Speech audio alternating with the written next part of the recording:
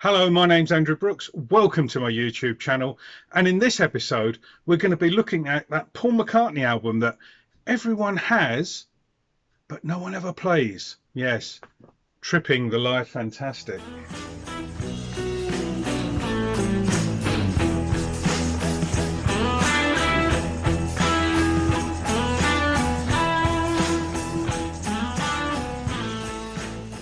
Thank you for joining me on my YouTube channel, and a big thank you to all the new subscribers and a big hello. Let's get all the usual stuff out the way. If you want to subscribe and know when the latest videos are coming out, all you have to do is just click this button down here. It's on throughout the whole video, so just whenever you get the urge, give it a little click, and you will subscribe to my channel, and you will then get to know of any new videos that come out. Okay, let's get on with the task in hand.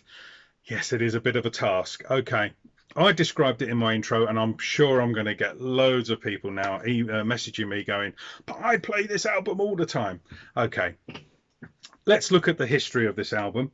So prior to this, we had Flowers in the Dirt, which came out and wasn't too bad an album. You know, it did quite well in the old charts. And on the back of that album, for the first time forever, McCartney decided to do a world tour. So he planned it to sort of embrace, it's the first time he's embraced his Beatle past. So it was jam-packed full of Beatles songs, nowhere near as much as it is these days, but it was like the first time we'd heard these Beatles songs. It was the first time we'd heard this Flowers in the Dirt album performed live.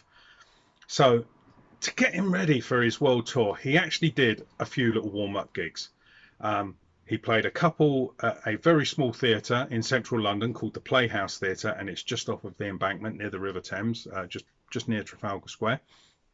And it was quite a small little theatre, and you probably, I'll tell you what I'll do, I'll put a little link where it'll be up here somewhere. And you can see all the press photographers inside the theatre, so you give you an idea of how small that theatre was. And that's where he performed for the first time in front of an audience with his band to rehearse a full McCartney show. Now, tickets were really scarce. It was, it was impossible to get tickets. The fan club, the Wings Fun Club, McCartney Fun Club, whatever it was called back then, did let fan club members enter a raffle, and you could get tickets through that way. And I have to say, I was very fortunate. I managed to get tickets for both nights. So unfortunately, I no longer have those tickets because I sold a lot of my stuff a few years ago. They are actually in Jory Grayson's book here. I saw him standing there, and she used some of my tickets. So yeah, if you've got a copy of this book and you see the Playhouse tickets in there, they're mine. But unfortunately, I no longer have them. I sold them, so they're now someone else's. So the Playhouse gigs were really the first time we'd seen him and the band play live for an entire set. And it got me sort of all excited. It was fantastic to be a fan in the 80s at that particular time, because you actually got to see him play live. So there was the Playhouse gigs. Now I know for a fact that these were actually filmed, because McCartney, since sort of video cameras were readily available, he films everything, all his shows and everything. And there were certainly cameras at the back filming this.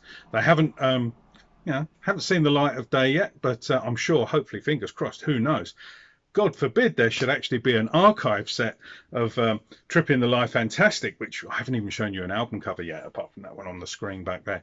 But yeah, heaven forbid there should actually be a Super Deluxe special archive edition of it. I would like to think that some of that, if not all of it, would crop up. So yeah, so he did the 2 gigs at the Playhouse. Yeah, and these photos are actually from the Playhouse shows. As I said, there's no recordings to my knowledge of them, but these are my photos that I took at the time. I was second row for both nights, so I was able to get some fantastic shots. And I've got heaps more that these are just the ones that I've got blown up.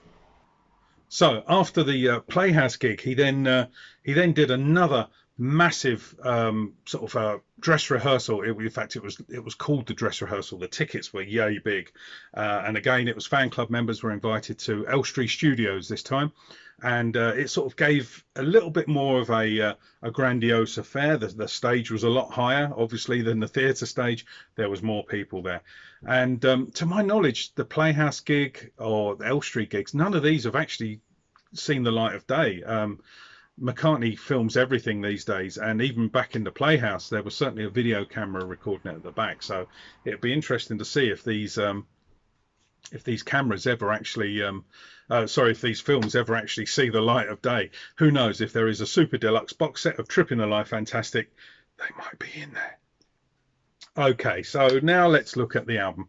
So the tour, basically he recorded this album from the live shows in the tour, so it makes you think every single show was recorded, because if he can select certain tracks from each show must have been recorded. So somewhere there must be reels and reels of recordings, because the tour lasted, well, it was I don't know, it was nearly a year long.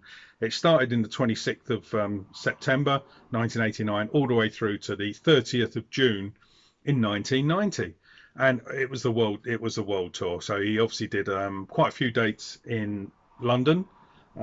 Here's some of my tickets from those days. So back then we used to get nice little wallets that the tickets came in. None of this self-printed stuff. And as you can see there, and folds out even more, like so. Let's try not to get the shine. There we go.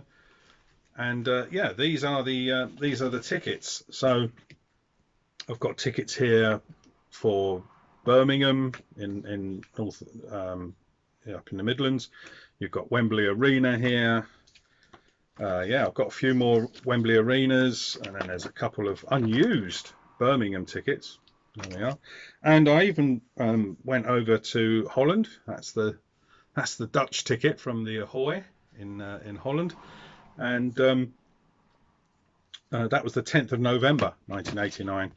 So there's the tickets that I have. I do also have a backstage facility pass for Earl's Court, which is quite nice, from Greenpeace.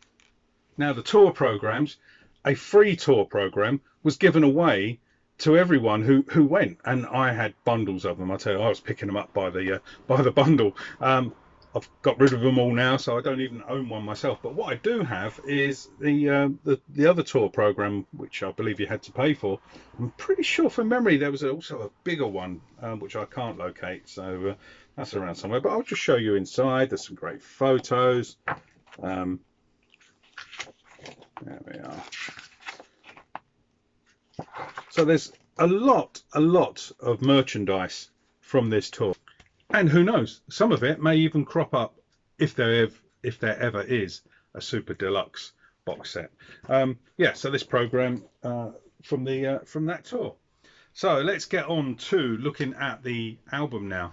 So it's a little bit of facts and figures for you. It's the first official solo live McCartney album. How about that? And it's also the first time that he'd released live material since 1976, sort of like, 14 years earlier, and that was obviously Wings Over America from the 76 tour. So on the 5th of November 1990, simultaneously in the UK and in America, was this baby. Now this is Tripping the Life Fantastic. It's an original copy. To my knowledge, it's never been repressed. I'm very disappointed in the shabby sort of condition that mine has been kept in, but I blame these very, very thin covers. Really, this is a triple album, and it should have been in a box, a bit like All Things Must Pass, maybe, that sort of thing. Because this is sort of got very battered in amongst all house moves and the like. But as I say, it is a triple album, so let's take a look inside. So that's the front cover. There we are, nice hype sticker up here. I'm sort of just listing some of the tracks, 36 live tracks including, and then it's there. That's the back cover with the track listing. what have we got here? We have a very nice booklet. Say booklet, I mean it's huge. It's absolutely huge. So there we go. Let's have a look here. There. So as you can see, it's full of very, very sort of glossy photos. So that was included. And then here we have record one. That's the sleeve for record one. And it starts off with Showtime. And it's sort of the band backstage, sort of getting ready, pumped up for the show. Let me get it in the right order for you. This is the second album sleeve. Very reminiscent of a Beatles Christmas flexi disc. I forget which one it is, probably 67, 68. It's a very similar sort of design to that. And then this is the final and third album, very stars and stripesy sort of theme going on there. So it was a triple album on vinyl. It was also a double CD over here. And it was a double cassette. I can't find my cassette copy. It's here somewhere. But anyway, here's the CD. And again, when you open it up, you get a booklet on one side. And then when you open it up the other, you get another booklet on the other side. So that's a very nice little CD to have. So as I say, it was issued as a double CD and a double cassette. So where did it reach in the charts? Well, it didn't do too bad. It wasn't too shabby. In the UK, the album got to number 17. It's quite respectable, really. In the USA, it got to number 26. As I say, they were both issued at the same time, simultaneously. And what can I say? It's, as I said in my intro, it's an album which most fans have got. Me personally, I can't even remember the last time I played it. Okay, so following on from Tripping the Life Fantastic, a few days later, maybe a matter of weeks, we then got this baby. Tripping the Life Fantastic Highlights. Man, I don't even play the full album, let alone play the highlights. And as you can see, it's still sealed. This is an American copy. I don't know if it was ever released in the UK, but this is an American copy. Now, interesting fact. I probably know the reason why I bought this. One, because I collect McCartney stuff. But two, this has got one extra track, which did not appear on the full album. And it was on side one, and it's track number 5, and it's All My Trials. So obviously he performed it during the show. It never made the final cut for the full album, but they snuck it onto the highlights album just to make people like me spend a little bit more cash and buy another record. So what other things came out? Well, funny enough, here's a highlights CD, which has got exactly the same track listing as the vinyl, as you can see there. Okay, I went out and bought the highlights cassette as well. Why? I don't know. However, there were other releases around that time of this album. So we actually got a legitimate release, apart from on the highlights album, of All My Trials.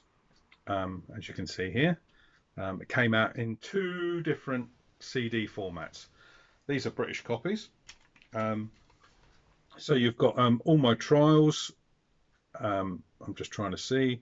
It's from the Tripping the Live Fantastic Highlight, so it is a live version.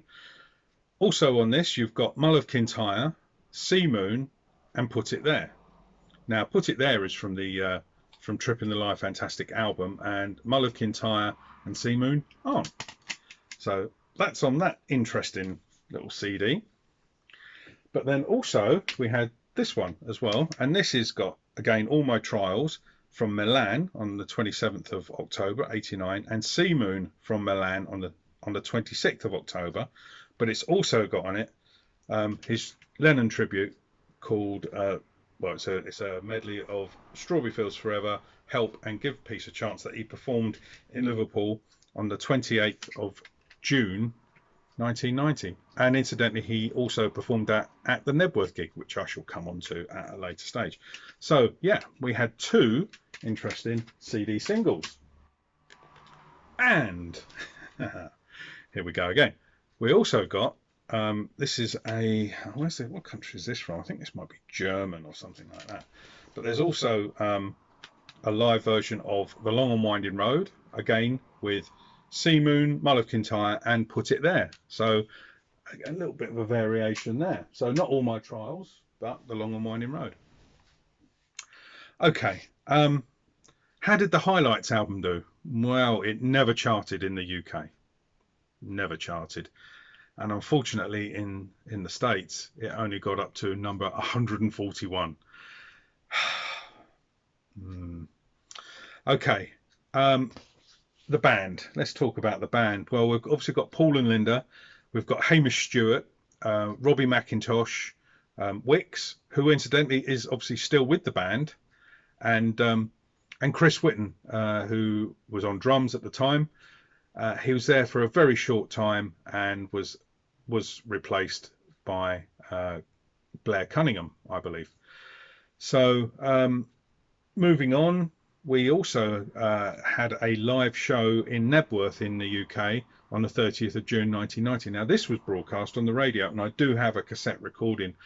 I actually went to this show, and for me personally, it was the worst outdoor gig I have ever been to in my life. It was rainy, it was windy, and it was just so miserable and bleak in the middle of this field of mud full of people. In fact, it was so bad, I even left. Straight after Macca had finished, I left and didn't even watch Pink Floyd. I'm not a big Pink Floyd fan anyway, but I was already way across that car park when Money and Another Brick in the Wall started up, I can tell you. Now, apparently there is a video of the Nebworth show. I haven't got a copy of it to show you, unfortunately. But talking of videos, lots of videos were made around this time of this album. So you've got Put It There, which was sort of like a behind the scenes for the band rehearsing for the shows, which is great. And I do believe that's since come out on the Flowers in the Dirt archive set as a DVD. And it's been issued on DVD as well. I do recall, though, that the one they showed on the TV or the VHS copy, whichever one it was, because they did show it on BBC, but the VHS copy or the BBC copy was slightly longer, and I'd love to know what they chopped out of the middle, because it's only a few minutes, but it's very odd. So we had Put It There, which was them rehearsing, and then we had Richard Lester, who directed the Beatles films, or the first 2 anyway. He directed a film called Get Back, and that was available on VHS tape, and to my knowledge has never appeared on legitimate DVD. I'm sure it has been, and I'm sure if you go on YouTube it'll all be there. Interesting though, Richard Lester did a little 17-minute film, pre-show film, and I can just remember seeing it was sort of like a 17-minute highlight of Paul's life, and right up to the end when from memory I think they went to the last photo session, and it just filled you so much with joy to see all this on a massive screen, absolutely huge screen. And then the band came on. So he did that 17-minute film as well as made the VHS film that got released. And then there's also another film called McCartney Coming Home, which was set in Liverpool, and it shows little bits of the Liverpool gig that he did. So there's three films there, which if ever there is a super deluxe archive box set, I'd like to think that some of those would at least be in that. Now, as I said, every single show must have been recorded. I know I recorded Birmingham. I think I managed to get, or Wembley. I managed to get a tape deck in, and my tapes are over there somewhere, and I haven't listened to them. Why would I listen to them when I don't even listen to the legit released album? It's such a shame. But there are many recordings from these shows. As I said, must be soundboard mixes, but there's also lots of Bootlegs as well. And here's one of my bootlegs back in the USA. Very nice sort of glossy sleeve, glossy photos on the back as well. And it's the Forum in Los Angeles, November the 23rd, 1989. And again, it's a triple album. And as you can see, there's the track listing there. I don't know if I can get it in shot. There we are. There's the track listing there. Inside,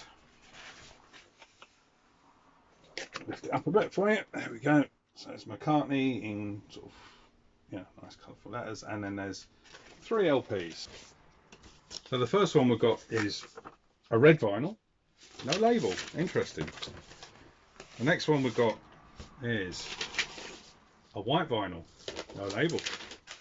And the final one we've got is blue. So that's quite an interesting bootleg to have those on coloured vinyls like that. I love it. I love it. Okay, there's not really much more that I could think would go in a Super Deluxe Edition Archive set, apart from maybe a couple of these babies. Ta-da. Yeah, the club sandwiches, they were full of photos of Paul on tour, these particular editions. So it's number 54 if you've got your set, and number 55/56, which is this one. I'll just show you very quickly inside. I do love club sandwiches. They are a fantastic source of material, yeah, photos, and yeah, just little memory joggers for me. So that's that one, and then this one is obviously after the shows, and it's you know, see you next time. And yeah, once again, it's chock-a-block full of photos and stories from the tour.